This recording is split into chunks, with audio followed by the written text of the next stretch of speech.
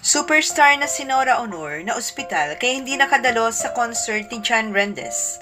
Pero bago pong ating balita, huwag pong kakalimutan mag-subscribe sa ating channel at pindutin ang notification bell para lagi po kayo updated sa ating mga balita.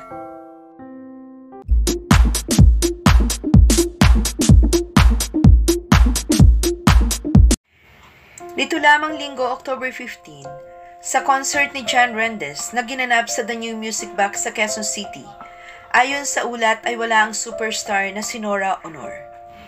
Bago daw nag-perform si Shawn Mendes sa stage, ay inanunsyo muna ng director na hindi makakarating ang superstar.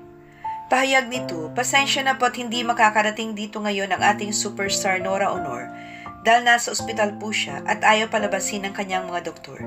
Dahil baka raw mauwi sa pulmonya ang kanyang sakit na ubo at sipon at mataas na lagnat.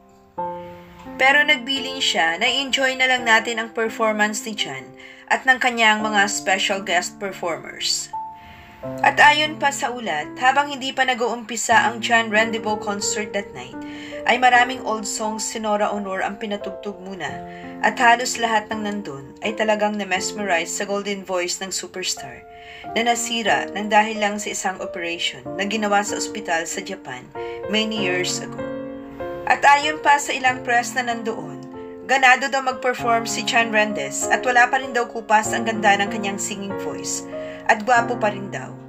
At napasigaw pa raw si Beverly Salviejo na kasama sa concert na I Love You, Shawn. Samantala, hanggang ngayon ay wala pa ring balita kung magaling na nakalabas na ng ospital ang superstar na si Nora Aunor.